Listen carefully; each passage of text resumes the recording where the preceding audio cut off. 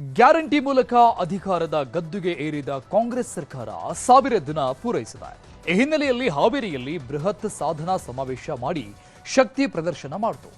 ವೇದಿಕೆ ಮೇಲೆ ಅಬ್ಬರಿಸಿ ಕಾಂಗ್ರೆಸ್ ಸಾಧನೆ ಬಣ್ಣಿಸಿದ ಸಿಎಂ ಬಿಜೆಪಿ ವಿರುದ್ಧವೂ ಗುಡುಗಿದ್ದಾರೆ.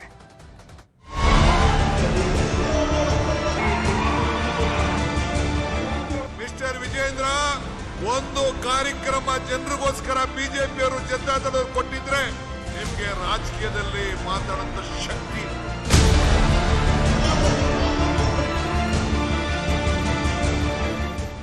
2 ವರ್ಷ 9 ತಿಂಗಳಲ್ಲಿ ನಾವು ಏನು ಮಾತು ಕೊಟ್ಟಿದ್ದೋ ಆ ಮಾತುಗಳನ್ನ ಈಡೇರಿಸತಕ್ಕಂತ ಪ್ರಾಮಾಣಿಕ ಪ್ರಯತ್ನವನ್ನ ಮಾಡ್ತಾ ಇದ್ದೇವೆ. ಪಂಚ ಗ್ಯಾರಂಟಿಗಳ ಮೂಲಕ ಅಧಿಕಾರಕ್ಕೆ ಬಂದ ರಾಜ್ಯ ಕಾಂಗ್ರೆಸ್ 1000 ದಿನ ಪೂರೈಸಿದೆ. ನಾಯಕರಲ್ಲಿ ಉತ್ಸಾಹ ದುಪ್ಪಟ್ಟಾಗಿದೆ. ವಿಪಕ್ಷಗಳ ಟೀಕೆ, ಸರ್ಕಾರದೊಳಗಿನ ಅಧಿಕಾರ ಹಂಚಿಕೆ ಜಟಾಪಟಿ ಮಧ್ಯೆ ಇವತ್ತು ಏಲಕ್ಕಿನಾಡು ಹಾವೇರಿಯಲ್ಲಿ ಭೂ ಗ್ಯಾರಂಟಿ ಸಮರ್ಪಣಾ ಸಮಾವೇಶ ನಡೆಸಲಾಯಿತು. CM Siddaramaiah, DCM DK Shivakumar, ಕಂದಾಯ ಸಚಿವ ಕೃಷ್ಣ ಭೈರೇಗೌಡ ಆದಿಯಾಗಿ ಸಂಪುಟದ ಸಚಿವರು, ಶಾಸಕರು, ಪಕ್ಷದ ಹಿರಿಯರು ಕಾರ್ಯಕ್ರಮದಲ್ಲಿ ಭಾಗಿಯಾಗಿದ್ರು. ಸರ್ಕಾರಿ ಕಾರ್ಯಕ್ರಮ ಒಂದು ರೀತಿಯ ಶಕ್ತಿ ಪ್ರದರ್ಶನದಂತೆಯೇ ಭಾಸವಾಗ್ತಿತ್ತು.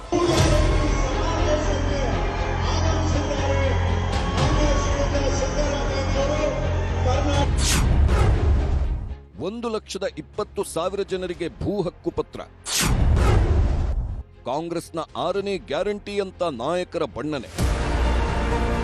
ಕಾರ್ಯಕ್ರಮಕ್ಕೆ ಸಿಎಂ ಸಿದ್ದರಾಮಯ್ಯ ಹಾಗೂ ಡಿಸಿಎಂ ಡಿಕೆ ಶಿವಕುಮಾರ್ ಪ್ರತ್ಯೇಕವಾಗಿಯೇ ಆಗಮಿಸಿದ್ರು. ಸುಮಾರು 100 ಎಕರೆ ವಿಸ್ತೀರ್ಣದಲ್ಲಿ ಆಯೋಜಿಸಲಾಗಿದ್ದ ಕಾರ್ಯಕ್ರಮದಲ್ಲಿ ಸಾಂಕೇತಿಕವಾಗಿ 30 ಫಲಾನುಭವಿಗಳಿಗೆ ಹಕ್ಕುಪತ್ರ ವಿತರಿಸಲಾಯಿತು. ಈ ವೇಳೆ ವಿವಿಧ ಕಾಮಗಾರಿಗಳಿಗೂ ಚಾಲನೆ ನೀಡಲಾಯಿತು. ಮುಖ್ಯಮಂತ್ರಿಗಳು ನೆರವೇರಿಸಿಕೊಡಬೇಕು. ಹಾವೇರಿ ಜಿಲ್ಲೆ ಅನೇಕ ಅಭಿವೃದ್ಧಿ ಕಾಮಗಾರಿಗಳ ಶಂಕುಸ್ಥಾಪನೆ ಹಾಗೂ ಬಳಿಕ ಮಾತನಾಡಿದ ಸಿಎಂ ಸಿದ್ದರಾಮಯ್ಯ ಬಿಜೆಪಿ ನಾಯಕರನ್ನ ತರಾಟೆಗೆ ತೆಗೆದುಕೊಂಡ್ರು. ನಮ್ಮದು ನುಡಿದಂತೆ ನಡೆದ ಸರ್ಕಾರ. 590 ಭರವಸೆ ಕೊಟ್ಟಿದ್ದೆವು. ಅವುಗಳಲ್ಲಿ 243 ಭರವಸೆ ಈಗಾಗಲೇ ಈಡೇರಿಸಿದ್ದೇವೆ. ಆದ್ರೆ ಈ ಹಿಂದೆ ಇದ್ದ ಬಿಜೆಪಿ 600 ಭರವಸೆಯಲ್ಲಿ 10% ಈಡೇರಿಸಿಲ್ಲ. ನಮ್ಮ ಸರ್ಕಾರ ಆರ್ಥಿಕವಾಗಿ ಗಟ್ಟಿಯಾಗಿದೆ ಅಂತ ಅಬ್ಬರಿಸಿದ್ರು. 165 ಭರವಸೆಗಳಲ್ಲಿ 158 ಭರವಸೆಗಳನ್ನು ಈಡೇರಿಸಿದ್ದೇವೆ. ಅವುಗಳಲ್ಲದೇನೆ ಪ್ರಣಾಳಿಕೆಯಲ್ಲಿ ಹೇಳದೇ ಇರತಕ್ಕಂಥ ಭರವಸೆಗಳು ಸುಮಾರು 30 ಭರವಸೆಗಳನ್ನು ಈಡೇರಿಸಿದ್ದೇವೆ. ನಾವು ನುಡಿದಂತೆ ನಡೆದಿದ್ದೇವೆ. 2018ರಲ್ಲಿ ಭರವಸೆಗಳನ್ನು ಕೊಟ್ಟಿದ್ರು. ಸುಮಾರು 600 ಭರವಸೆಗಳನ್ನು ಕೊಟ್ಟಿದ್ರು. 600 ಭರವಸೆಗಳಲ್ಲಿ 10% ಭರವಸೆಗಳನ್ನು ಕೂಡ ಈಡೇರಿಸಲಿಲ್ಲ. ನಮ್ಮ ಮೇಲೆ ವಿರುದ್ಧ ಟೀಕೆ ಮಾಡ್ತಾರೆ. ಸಿದ್ದರಾಮಯ್ಯನವರ ಸರ್ಕಾರದಲ್ಲಿ, ಕಾಂಗ್ರೆಸ್ ಸರ್ಕಾರದಲ್ಲಿ ಹಣ ಇಲ್ಲ, ಖಜಾನೆ ಖಾಲಿಯಾಗ್ಬಿಟ್ಟಿದೆ ಅಂತಕ್ಕಂಥ ಸುಳ್ಳು ಆರೋಪಗಳನ್ನ ನಮ್ಮ ಮೇಲೆ ಮಾಡ್ತಾ ಇದ್ದಾರೆ. ಅಷ್ಟೇ ಅಲ್ಲ, ಕೇಂದ್ರ ಸರ್ಕಾರದ ವಿರುದ್ಧವೂ ಗುಟುರು ಹಾಕಿದ್ರು. ಸತತವಾಗಿ ರಾಜ್ಯದ ಪಾಲಿನ ತೆರಿಗೆಯಲ್ಲಿ ವಂಚನೆ ಮಾಡಲಾಗ್ತಿದೆ. ಇದನ್ನ ನಮ್ಮ ರಾಜ್ಯದ ಲೋಕಸಭಾ ಸದಸ್ಯರು ಕೇಳ್ತಿಲ್ಲ ಅಂತಲೂ ಆರೋಪಿಸಿದ್ರು. ಕೇಂದ್ರಕ್ಕೆ ತೆರಿಗೆಯನ್ನು ಕೊಡ್ತಕ್ಕಂಥದ್ದು ಸುಮಾರು 4.5 ಲಕ್ಷ ಕೋಟಿಗೂ ಹೆಚ್ಚು. 4.5 ಲಕ್ಷ ಕೋಟಿಗೂ ಹೆಚ್ಚು ನಾವು ತೆರಿಗೆಯನ್ನ ಕೊಡ್ತಾ ಇದ್ದೀವಿ. ಆದರೆ ನಮಗೆ ಬರ್ತಕ್ಕಂಥದ್ದು ಕೇವಲ 60,000 ಕೋಟಿ ರೂಪಾಯಿಗಳು ಮಾತ್ರ. ಬಿಜೆಪಿಯವರು, ಬಸವರಾಜ ಬೊಮ್ಮಾಯಿ ಅವರು ಮಾತಾಡಲಿಲ್ಲ, ಪ್ರಹ್ಲಾದ್ ಜೋಶಿ ಅವರು ಮಾತಾಡಲಿಲ್ಲ, ಜಗದೀಶ್ ಶೆಟ್ಟರ್ ಮಾತಾಡಲಿಲ್ಲ. ಯಾರು ಕೂಡ ರಾಜ್ಯಕ್ಕೆ ಆಗಿರ್ತಕ್ಕಂಥ ಅನ್ಯಾಯಗಳ ಬಗ್ಗೆ ಪ್ರಸ್ತಾಪ ಮಾಡಲಿಲ್ಲ. ಇದಕ್ಕೂ ಮುನ್ನ ಮಾತನಾಡಿದ ಡಿಸಿಎಂ ಡಿಕೆ ಶಿವಕುಮಾರ್, ಯಡಿಯೂರಪ್ಪನವರೇ, ಮಿಸ್ಟರ್ ಕುಮಾರಸ್ವಾಮಿ, ಮಿಸ್ಟರ್ ವಿಜಯೇಂದ್ರ, ಅಶೋಕ್, ನೀವು ಈ ತರಹದ ಒಂದು ಕಾರ್ಯಕ್ರಮ ಕೊಟ್ಟಿದ್ರೆ ಮಾತನಾಡುವ ಶಕ್ತಿ ಇತ್ತು. ಈಗ ಮಾತನಾಡುವ ಶಕ್ತಿ ಕಳೆದುಕೊಂಡಿದ್ದೀರಿ ಅಂತ ಗುಟುರು ಹಾಕಿದ್ರು. ಅಲ್ಲದೆ 7ನೇ ಗ್ಯಾರಂಟಿ ಜಲ ಗ್ಯಾರಂಟಿ ಕೊಡ್ತೀವಿ ಅಂತಲೂ ಘೋಷಿಸಿದ್ರು. ಯಡಿಯೂರಪ್ಪನವರೇ, mister Kumaraswamy, mister Ashok, mister Vijendra, ಇಂಥ ಒಂದು ಕೆಲಸ ನಿನ್ನ ಅವಧಿಯಲ್ಲಿ ಏನಾರು ಮಾಡಿದ್ರೆ ನಿಮ್ಗೆ ರಾಜಕೀಯದಲ್ಲಿ ಮಾತಾಡೋಂಥ ಶಕ್ತಿ ಇತ್ತು. ಆ ಶಕ್ತಿ ಎಲ್ಲ ಕೂಡ ಕಳ್ಕೊಂಡಿದ್ದೀರಿ. ಕೃಷ್ಣ, ಕಾವೇರಿ, ಮಾದಾಯಿ, ಈ ಎಲ್ಲ ಯೋಜನೆಗಳಿಗೆ ರೈತರ ಬದುಕನ್ನು ಹಸಿರು ಮಾಡಲಿಕ್ಕೆ ನಮ್ಮನ್ನ 6ನೇ ಗ್ಯಾರಂಟಿ, ನೀರಿನ ಗ್ಯಾರಂಟಿ ಅಲ್ಲ, 6ನೇ ಗ್ಯಾರಂಟಿ ಭೂಮಿ ಗ್ಯಾರಂಟಿ, 7ನೇ ಗ್ಯಾರಂಟಿ ನೀರಿನ ಗ್ಯಾರಂಟಿ ಅಂತ ಹೇಳಲಿಕ್ಕೆ ನನಗೆ ಬಹಳ ಸಂತೋಷ ಆಗ್ತಾ ಇದೆ. ಇನ್ನು ವೇದಿಕೆಯಲ್ಲಿ ಸಿಎಂ ಡಿಸಿಎಂ ನಡುವಿನ ಮುಸುಕಿನ ಕುರ್ಚಿ ಕದನಕ್ಕೆ ಸಾಕ್ಷಿ ಎಂಬಂತೆ ಇಬ್ಬರ ನಡುವಿನ ಮೌನ ಸಾಕಷ್ಟು ಪ್ರಶ್ನೆಯನ್ನ ಹುಟ್ಟುಹಾಕಿದೆ. ಸಮಾವೇಶಕ್ಕೆ 1 ಗಂಟೆ ತಡವಾಗಿ ಆಗಮಿಸಿದ ಡಿಸಿಎಂ ವೇದಿಕೆಗೆ ಬಂದು ಜನರತ್ತ ಕೈಬೀಸಿದ್ರು. ವೇದಿಕೆಯಲ್ಲಿ ಸಿಎಂ ಕುಳಿತಿರೋದನ್ನ ಗಮನಿಸಿಯೂ DCM DK Shivakumar CM Siddaramaiah ಕಡೆ ಕಣ್ಣು ತಿರುಗಿಸಿಯೂ ನೋಡದೆ ತೆರಳಿದ್ರು. ಸಿಎಂ ಸಿದ್ದು ಎಡಭಾಗಕ್ಕೆ 2 ಕುರ್ಚಿಯ ನಂತರ ಕುಳಿತಿದ್ದ ಗೃಹ ಸಚಿವ ಪರಮೇಶ್ವರ್ ಅವರನ್ನ ಆತ್ಮೀಯವಾಗಿ ಮಾತನಾಡಿಸಿದ್ರು. ಉಸ್ತುವಾರಿ ಸಚಿವ ಶಿವಾನಂದ ಪಾಟೀಲ್ ಸೇರಿದಂತೆ ಎಲ್ಲಾ ಸಚಿವರನ್ನ ಮಾತನಾಡಿಸಿದ ಡಿಕೆಶಿ ಬಿಜೆಪಿಯ ಉಚ್ಚಾಟಿತ ಶಾಸಕ ಶಿವರಾಮ್ ಹೆಬ್ಬಾರ್ ಸೇರಿದಂತೆ ಎಲ್ಲಾ ಶಾಸಕರು ಕುಳಿತಲ್ಲಿ ತೆರಳಿ ಹಸ್ತಲಾಘವ ಮಾಡಿ ಖುದ್ದಾಗಿ ಮಾತನಾಡಿಸಿದ್ರು. ಬಳಿಕ ಸಿಎಂ ಪಕ್ಕದ ಕುರ್ಚಿಯಲ್ಲಿ ಬಂದು ಕುಳಿತ ಡಿಕೆಶಿ ಸಿಎಂ ಕಡೆ ತಿರುಗಿಯೂ ನೋಡದೆ ಆಮಂತ್ರಣ ಪತ್ರಿಕೆ ಹಿಡಿದಿದ್ರೆ ಅತ್ತ ಸಿಎಂ ನ್ಯೂಸ್ ಪೇಪರ್ ಓದುತ್ತಾ ಕುಳಿತಿದ್ರು. ಇನ್ನು ಸಿಎಂ ಸಿದ್ದರಾಮಯ್ಯರ ಶಿಲ್ಪಾಕೃತಿಯನ್ನ ಡಿಸಿಎಂ ಡಿಕೆ ಶಿವಕುಮಾರ್ ಅವರೇ ಲೋಕಾರ್ಪಣೆ ಮಾಡಬೇಕೆಂದು ತಯಾರಕರು ಕೇಳಿಕೊಂಡ್ರು. ಹೀಗಾಗಿ ಅನಿವಾರ್ಯವಾಗಿ ಡಿಸಿಎಂ ಡಿಕೆಶಿ ಶಿಲ್ಪಾಕೃತಿ ಲೋಕಾರ್ಪಣೆ ಮಾಡಿದಂತೆ ಕಂಡುಬಂತು. ಶಿಲ್ಪಾಕೃತಿಯನ್ನ ಲೋಕಾರ್ಪಣೆ ಮಾಡಿದ ಬಳಿಕ ನಗುಮುಖದಲ್ಲಿ 1-2 ಬಾರಿ ಸಿದ್ದರಾಮಯ್ಯನ ಡಿಕೆಶಿ ಮಾತನಾಡಿಸಿದ್ದನ್ನ ಬಿಟ್ರೆ ಉಳಿದ ಬಹುತೇಕ ಸಮಯ ಇಬ್ಬರೂ ಮೌನವಾಗಿಯೇ ವೇದಿಕೆಯನ್ನ ಹಂಚಿಕೊಂಡ್ರು. ಇನ್ನು ಸಿದ್ದರಾಮಯ್ಯ ಭಾಷಣಕ್ಕೆ ಎದ್ದೇಳುತ್ತಿದ್ದಂತೆ ವೇದಿಕೆಯಿಂದ ಡಿಸಿಎಂ ಡಿಕೆ ಶಿವಕುಮಾರ್ ನಿರ್ಗಮಿಸಿದ್ದು ಸಾಕಷ್ಟು ಚರ್ಚೆಗೆ ಕಾರಣವಾಯಿತು. ಈ ಮಧ್ಯೆಯೂ ಕಾರ್ಯಕ್ರಮ ಐತಿಹಾಸಿಕವಾಗಿತ್ತು. Bureau report, news 18. ಕಾಂಗ್ರೆಸ್ ಸಮಾವೇಶಕ್ಕೆ ಕೇಸರಿ ಪಡೆ ಕಿಡಿಕಾರಿದೆ. ಯಾವ ಪುರುಷಾರ್ಥಕ್ಕಾಗಿ ಸಂಭ್ರಮ ಮಾಡ್ತಾ ಇದ್ದಾರೆ? 1000 ದಿನದ ಸಂಭ್ರಮದ ಸರ್ಕಾರ ಅಲ್ಲ, ಇದು 1000 ಸುಳ್ಳಿನ ಸರ್ಕಾರ ಅಂತ ವ್ಯಂಗ್ಯವಾಡಿ ಆಕ್ರೋಶ ವ್ಯಕ್ತಪಡಿಸಿದೆ.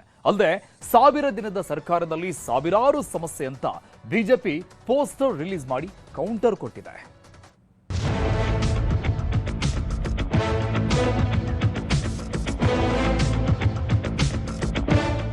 140 ಶಾಸಕರ ಬಹುಮತ ಸರ್ಕಾರಕ್ಕೆ 1000 ದಿನ ಪರಿಪೂರ್ಣವಾಗಿರೋ ಸಂಭ್ರಮದಲ್ಲಿ ಸರ್ಕಾರವಿದೆ. ಹಾವೇರಿ ಸಮಾವೇಶದುದ್ದಕ್ಕೂ ಬಿಜೆಪಿ ಅವರನ್ನೇ ಸಿಎಂ ಟಾರ್ಗೆಟ್ ಮಾಡಿದ್ರು. ಸರ್ಕಾರ 1000 ದಿನ ಸಂಭ್ರಮಾಚರಣೆ ಮಾಡುತ್ತಿದ್ರೆ ಬಿಜೆಪಿ ಅವರು ರಾಜ್ಯದ ಮೂಲೆ ಮೂಲೆಯಲ್ಲೂ ಸರ್ಕಾರದ ಸಂಭ್ರಮದ ವಿರುದ್ಧ ಸುದ್ದಿಗೋಷ್ಠಿ ನಡೆಸಿ ವಾಗ್ದಾಳಿ ಮಾಡಿದ್ರು. ವಿಧಾನಸಭೆ ವಿಪಕ್ಷ ನಾಯಕ ಆರ್ ಅಶೋಕ್ ಯಾವ ಪುರುಷಾರ್ಥಕ್ಕೆ 1000 ದಿನಗಳ ಸಂಭ್ರಮಾಚರಣೆ ಅಂತ ಪ್ರಶ್ನೆ ಮಾಡುತ್ತಿದ್ದಾರೆ. ಪುರುಷಾರ್ಥ ಇರೋದಕ್ಕೆ ಸಾಧನೆ ಮಾಡಿದ್ದಕ್ಕೆ ಸಮಾವೇಶ ಅಂತ ಸಚಿವ ಶಿವಾನಂದ ಪಾಟೀಲ್ ಹೇಳಿದ್ರೆ ನಮ್ಮ ಕೆಲಸ ನೋಡಿ ಕೈ ಹೊಸಕಿಕೊಳ್ಳುತ್ತಿದ್ದಾರೆ ಅಂತ ಡಿಸಿಎಂ ಡಿಕೆ ಶಿವಕುಮಾರ್ ಅಶೋಕ್ ಕಾಲೆಳೆದ್ರು. ಯಾವ ಪುರುಷಾರ್ಥಕ್ಕೋಸ್ಕರ ಮಾಡ್ತಾ ಇದ್ದಾರೆ? ರಾಜ್ಯದಲ್ಲಿ ಯಾರು ಮುಖ್ಯಮಂತ್ರಿ ಅಂತ ಯಾರಿಗೂ ಗೊತ್ತಿಲ್ಲ. ಯಾವ ಸಾಧನೆಗೋಸ್ಕರ ನೀವು 1000 ದಿನಗಳನ್ನು ಕಂಪ್ಲೀಟ್ ಮಾಡಿದ್ರಿ? ಕರಾಳ ದಿನಗಳು. ಈ 1000 ದಿನಗಳೇನಿದೆ ಕರಾಳ ದಿನಗಳು. ಒಂದು ಕಾರ್ಯಕ್ರಮ ಜನರಿಗೋಸ್ಕರ ಬಿಜೆಪಿಯವರು ಜನತಾದಳರು ಕೊಟ್ಟಿದ್ರೆ ನಿಮ್ಗೆ ರಾಜಕೀಯದಲ್ಲಿ ಮಾತಾಡೋಂಥ ಶಕ್ತಿ ಇತ್ತು. ಆ ಶಕ್ತಿ ಎಲ್ಲ ಕೂಡ ಕಳ್ಕೊಂಡಿದ್ದೀರಿ. ಮುಂದಿನ ಚುನಾವಣೆಯಲ್ಲಿ ಈ ಬಾರಿ 136 ಸೀಟು, ಮುಂದಿನ ಎಲೆಕ್ಷನ್ ನಲ್ಲಿ 141 ಸೀಟು ಬರ್ತದೆ. ಇದನ್ನ ಬರ್ಕೊಳ್ಳಿ ಅಂತ ಮಾತನ್ನ ಈ ಸಂದರ್ಭದಲ್ಲಿ ನಾನು ಹೇಳ್ತಾ ಇದ್ದೇನೆ. ಆರ್ ಅಶೋಕ್ ಅವ್ರು ಇನ್ನೂ ಒಂದು ಹೇಳಿದಾರೆ, ಮರ್ತಿರ್ ಕಾಣ್ತದೆ. ಯಾವ ಪುರುಷಾರ್ಥಕ್ಕೆ ಮಾಡ್ತಾರೆ? ಹೌದೌದು, ಪುರುಷಾರ್ಥ ಇದ್ದವರೇ ಈ ಕೆಲಸ ಮಾಡ್ತಾರೆ. ಇನ್ನು ಬೆಂಗಳೂರಲ್ಲಿ ಬಿಜೆಪಿ ರಾಜ್ಯಾಧ್ಯಕ್ಷ ವಿಜಯೇಂದ್ರ, ಸಂಸದ ಗೋವಿಂದ ಕಾರಜೋಳ, ಶಾಸಕ ಅಶ್ವತ್ಥನಾರಾಯಣ ಸುದ್ದಿಗೋಷ್ಠಿ ನಡೆಸಿದ್ರು. 1000 ದಿನದ ಸಂಭ್ರಮದ ಸರ್ಕಾರ ಅಲ್ಲ, ಇದು 1000 ಸುಳ್ಳಿನ ಸರ್ಕಾರ ಅಂತ ಆಕ್ರೋಶ ಹೊರಹಾಕಿದ್ರು. ಕಾಂಗ್ರೆಸ್ ಸರ್ಕಾರ 1000 ದಿನಗಳ ಪೂರೈಸಿರುವಂತ ಆಚರಣೆ ಒಂದು ಕಡೆ ಆದ್ರೆ 1000 ಸುಳ್ಳುಗಳನ್ನು ಹೇಳಿಕೊಂಡು ರಾಜ್ಯದ ಜನರಿಗೆ ಕಣ್ಣಿಗೆ ಮಣ್ಣನ್ನೇ ಎರಚಿ ಭ್ರಷ್ಟಾಚಾರವನ್ನು ಮಾಡ್ತಾ ಕಾಂಗ್ರೆಸ್ ಪಕ್ಷದ ಹೈಕಮಾಂಡ್ ಇವತ್ತು ಕರ್ನಾಟಕವನ್ನ ಅಡ ಇಟ್ಟಿದ್ದಾರೆ ಅಂತ ಹೇಳೋದಕ್ಕೆ ನಾನು ಬಯಸ್ತೇನೆ. ಇಲ್ಲಿ ಲೂಟಿ ಮಾಡಿ ಹೈಕಮಾಂಡ್ಗೆ ತೃಪ್ತಿಪಡಿಸಿ ತಮ್ಮ ಮುಖ್ಯಮಂತ್ರಿ ಕುರ್ಚಿಯನ್ನು ಸುಭದ್ರಗೊಳಿಸ್ತಕ್ಕಂಥ ಕೆಲಸ, ಇದರಲ್ಲಿ ಇವತ್ತು ಪೈಪೋಟಿ ನಡೀತಾ ಇದೆಯೇ ವಿನಃ ಈ ನಾಲಾಯಕ್ ಕಾಂಗ್ರೆಸ್ ಸರ್ಕಾರದಿಂದ ಈ ರಾಜ್ಯದಲ್ಲಿ ಯಾವುದೇ ಒಂದು ಅಭಿವೃದ್ಧಿ ಮಾಡೋದಕ್ಕೆ ಸಾಧ್ಯ ಇಲ್ಲ. ಸತ್ಯ ಏನಪ್ಪಾ ಅಂತ ಹೇಳಿದ್ರೆ, ನಮ್ಮ ಕರ್ನಾಟಕ ರಾಜ್ಯವನ್ನ ಇವತ್ತು ದಿವಾಳಿ ಮಾಡೋದಕ್ಕೆ ಹೊರಟಿಲ್ಲ, ಈಗಾಗಲೇ ಆ ಕೆಲಸ ಪೂರೈಸಿದ್ದಾರೆ. ಇನ್ನು ಸಂಸದ ಗೋವಿಂದ ಕಾರಜೋಳ ಗ್ಯಾರಂಟಿಗಳಿಗೆ ಕೊಟ್ಟಿರುವ ಹಣದಲ್ಲೂ ಸರ್ಕಾರ ಮಂತ್ರಿಗಳು ಲೂಟಿ ಮಾಡಿದ್ದಾರೆ. ಲೆಕ್ಕ ಕೇಳಿದ್ರೆ ಅಧಿಕಾರಿಗಳಿಂದ ಕೊಡಿಸ್ತೀವಿ ಅಂತಾರೆ.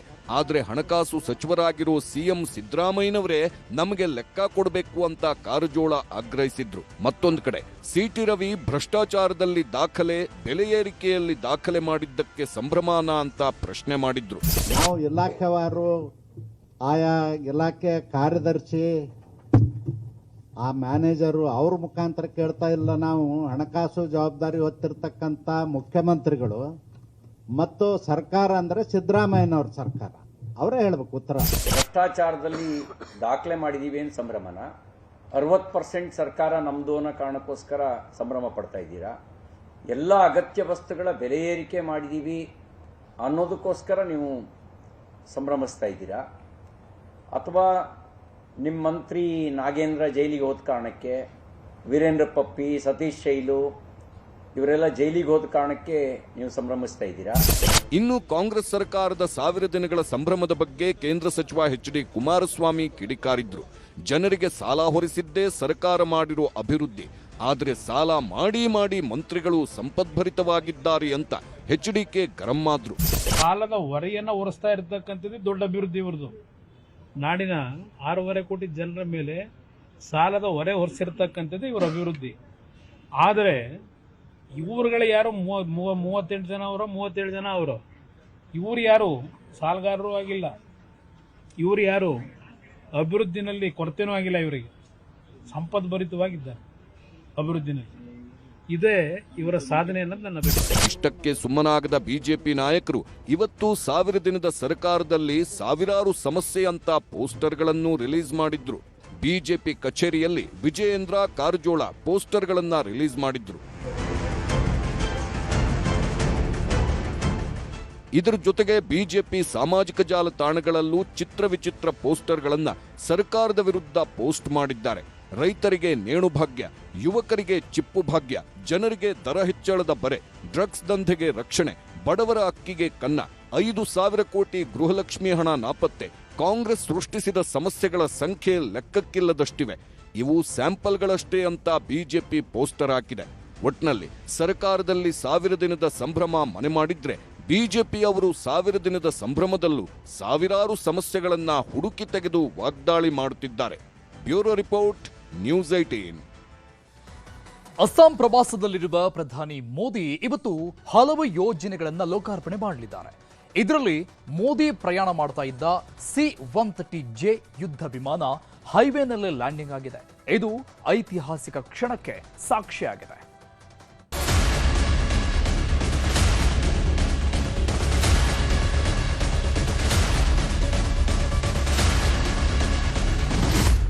ದೇಶದ ಇತಿಹಾಸದಲ್ಲೇ ಮೊದಲ ಬಾರಿ ಪ್ರಧಾನಮಂತ್ರಿಯೊಬ್ಬರ ವಿಮಾನ ಅಸ್ಸಾಂನ ದಿಬ್ರುಗಢದಲ್ಲಿ ತುರ್ತುಬು ಸ್ಪರ್ಶವಾಗಿದೆ. ಪ್ರಧಾನಿ ಮೋದಿಯವರು ಪ್ರಯಾಣಿಸುತ್ತಿದ್ದ ಸೇನಾ ವಿಮಾನ ರಾಷ್ಟ್ರೀಯ ಹೆದ್ದಾರಿಯಲ್ಲಿ ಸೇಫ್ ಲ್ಯಾಂಡಿಂಗ್ ಆಗಿದೆ. ಹಾಗಂತ ಇದು ಆತಂಕ ಪಡೋ ವಿಷಯವಲ್ಲ.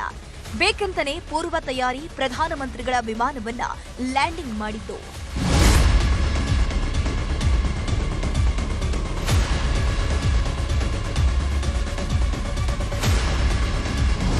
ಅಸ್ಸಾಂನ ದಿಬ್ರುಗಢದಲ್ಲಿ ನಿರ್ಮಾಣ ಆಗಿರುವ ಈಶಾನ್ಯ ರಾಜ್ಯಗಳ ಮೊದಲ ಹೊಸ ರಸ್ತೆ ಕಮ್ ರನ್ವೇ ಇದು. ಈ ರನ್ವೇ ಉದ್ಘಾಟನೆಯನ್ನ ಪ್ರಧಾನಿ ಮೋದಿಯವರು ತುರ್ತು ಲ್ಯಾಂಡಿಂಗ್ ಮೂಲಕ ನಡೆಸಿದ್ರು. ಇದಕ್ಕೆ ಕಾರಣನೂ ಇದೆ. ತುರ್ತು ಸಂದರ್ಭಗಳಲ್ಲಿ ಮಿಲಿಟರಿ ಮತ್ತು ನಾಗರಿಕ ವಿಮಾನಗಳು ಇಳಿಯೋಕೆ ಮತ್ತು ಹೊರಡಲು ಈ ರನ್ವೇಯನ್ನ ನಿರ್ಮಿಸಲಾಗಿದೆ. ರಾಷ್ಟ್ರೀಯ ಹೆದ್ದಾರಿ 37ರಲ್ಲಿ 4.2 ಕಿಲೋಮೀಟರ್ ಉದ್ದದ ಹೈವೇ ಕಮ್ ರನ್ವೇಯನ್ನ ಸರಿಸುಮಾರು 100 ಕೋಟಿ ರೂಪಾಯಿ ವೆಚ್ಚದಲ್ಲಿ ನಿರ್ಮಾಣ ಮಾಡಲಾಗಿದೆ. ಈ ಹೆದ್ದಾರಿ ವಾಯುನೆಲೆ ಭಾರತ ಚೀನಾ ಗಡಿಗೆ ಹತ್ತಿರವಿದೆ. ಚೀನೀಯರು ತಮ್ಮ ಗಡಿಭಾಗದಲ್ಲಿ ಮೂಲಸೌಕರ್ಯಗಳನ್ನು ಸಕ್ರಿಯವಾಗಿ ಅಭಿವೃದ್ಧಿಪಡಿಸುತ್ತಿದ್ದಾರೆ.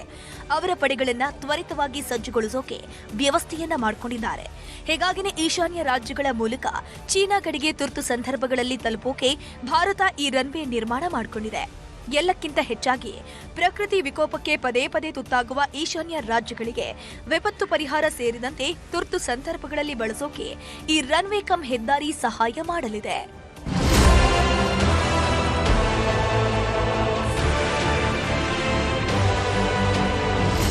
ಇಷ್ಟೆಲ್ಲ ಲಾಭವಿರುವಂತಹ ಹೈವೇ ಕಮ್ ವಿಮಾನ ರನ್ವೇಯಲ್ಲಿ ಮೋದಿ ಅವರಿದ್ದ ಸೇನಾ ವಿಮಾನವೇ ತುರ್ತು ಲ್ಯಾಂಡಿಂಗ್ ಮಾಡಿದ್ದು ವಿಶೇಷ.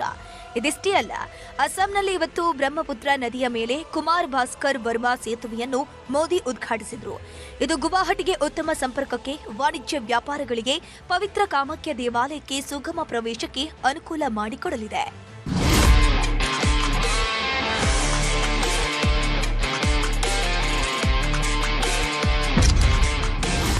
ಅಸ್ಸಾಂ ಅಭಿವೃದ್ಧಿ ಯೋಜನೆಗಳನ್ನ ಉದ್ಘಾಟಿಸಿದ ಮೇಲೆ ಪ್ರಧಾನಿ ಮೋದಿ ಸಮಾವೇಶದಲ್ಲಿ ಭಾಗಿಯಾದರು. ಹೇಳಿ ಕೇಳಿ ಕೆಲವೇ ದಿನಗಳಲ್ಲಿ ಅಸ್ಸಾಂಗೆ ಚುನಾವಣೆಗೆ ದಿನಾಂಕ ಘೋಷಣೆಯಾಗಲಿದೆ.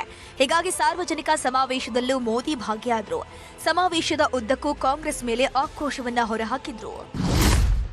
जिस नॉर्थ ईस्ट को कांग्रेस ने हमेशा नजरअंदाज किया, हम उस नॉर्थ ईस्ट की भक्ति भाव से सेवा कर रहे हैं.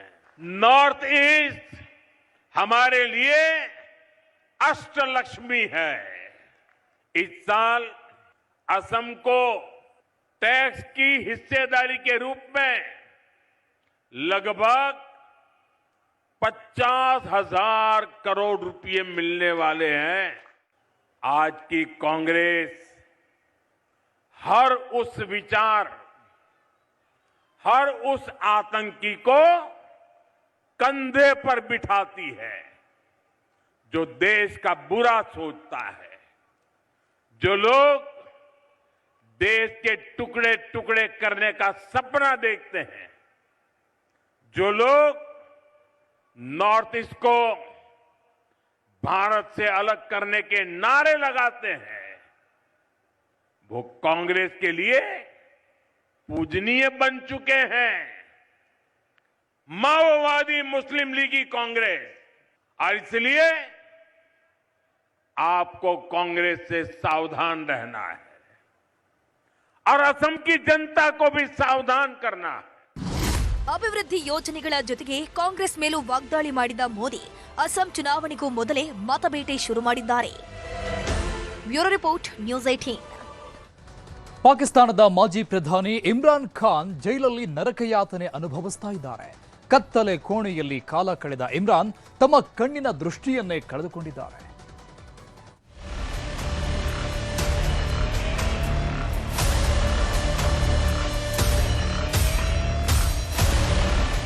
ಪಾಕಿಸ್ತಾನದ ಮಾಜಿ ಪ್ರಧಾನಮಂತ್ರಿ, ಖ್ಯಾತ ಕ್ರಿಕೆಟಿಗರೂ ಆಗಿದ್ದ ಇಮ್ರಾನ್ ಖಾನ್ಗೆ ಪಾಕಿಸ್ತಾನ ಜೈಲಲ್ಲಿ ನರಕ ತೋರಿಸ್ತಾ ಇದ್ದಾರೆ.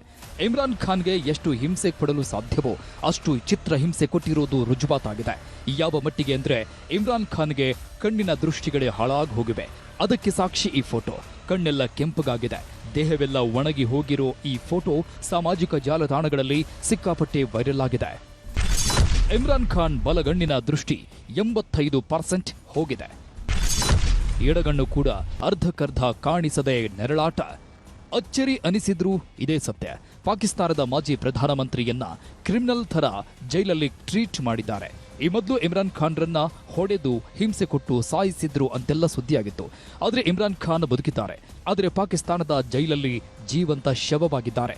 ಯಾಕಂದ್ರೆ ಜೈಲಲ್ಲಿ ಕೊಟ್ಟ ಹಿಂಸೆಗೆ ಇಮ್ರಾನ್ ಖಾನ್ ಅವರ ಕಣ್ಣಿನ ದೃಷ್ಟಿಗೆ ಬಹುಪಾಲು ಹೊರಟು ಹೋಗಿದೆ. ಇಮ್ರಾನ್ ಖಾನ್ ಬಲಗಣ್ಣಿನ ದೃಷ್ಟಿ 85% ಹೋಗಿದೆ. ಖಾನ್ ಎಡಗಣ್ಣಿನ ದೃಷ್ಟಿ 50%ಗೂ ಹೆಚ್ಚು ಹಾಳಾಗಿದೆ. ಅಕ್ಟೋಬರ್ 2025ರಲ್ಲೇ ಕಣ್ಣಿನ ದೃಷ್ಟಿ ಹಾಳಾಗಿತ್ತು. ಜೈಲಿನ ಮುಖ್ಯಸ್ಥರಿಗೆ ಹೇಳಿದ್ರೂ ಕ್ಯಾರೆ ಅಂದಿರಲಿಲ್ಲ. ಆಮೇಲೆ 3 ತಿಂಗಳು ಸಣ್ಣ ಪುಟ್ಟ ಡ್ರಾಪ್ಸ್ ಹಾಕಿಸಿದ್ದಾರೆ. ಬಲಗಣ್ಣು ಹೋಗಿದ್ದು, ಎಡಗಣ್ಣು ದೃಷ್ಟಿಯೂ ಮಂಕಾಗಿದೆ. ಇಷ್ಟೆಲ್ಲ ನರಕಯಾತನೆ ಅನುಭವಿಸಿರೋ ಇಮ್ರಾನ್ ಖಾನ್ಗೆ ಈಗ ಚಿಕಿತ್ಸೆ ಕೊಡಿಸಲಾಗ್ತಿದೆ. ಯಾವಾಗ ಪಾಕಿಸ್ತಾನದಲ್ಲಿ ಇಮ್ರಾನ್ ಖಾನ್ ಬೆಂಬಲಿಗರ ಪ್ರತಿಭಟನೆ ಭುಗಿಲೇಳಿತೋ, ಯಾವಾಗ ಇಮ್ರಾನ್ ಖಾನ್ ಬೆಂಬಲಿಗರು ಬೀದಿಗಿಳಿದು ಹೋರಾಟಕ್ಕೆ ಇಳಿದ್ರು, ಆಗ ಪಾಕಿಸ್ತಾನ ಸೇನೆ ಇಮ್ರಾನ್ ಖಾನ್ರನ್ನ ರಾತ್ರೋರಾತ್ರಿ ಭದ್ರತೆಯಲ್ಲಿ ಕರ್ಕೊಂಡು ಹೋಗಿ ಚಿಕಿತ್ಸೆ ಕೊಡಿಸಿದ್ದಾರೆ. ಪ್ರತಿದಿನ ಮಧ್ಯರಾತ್ರಿಯಲ್ಲಿ ಕರ್ಕೊಂಡು ಹೋಗಿ ಚಿಕಿತ್ಸೆ ಕೊಡಿಸಿ ವಾಪಸ್ ಜೈಲಿಗೆ ಕರ್ಕೊಂಡು ಬರೋ ದೃಶ್ಯಗಳು ಕ್ಯಾಮೆರಾದಲ್ಲಿ ಸೆರೆಯಾಗಿವೆ.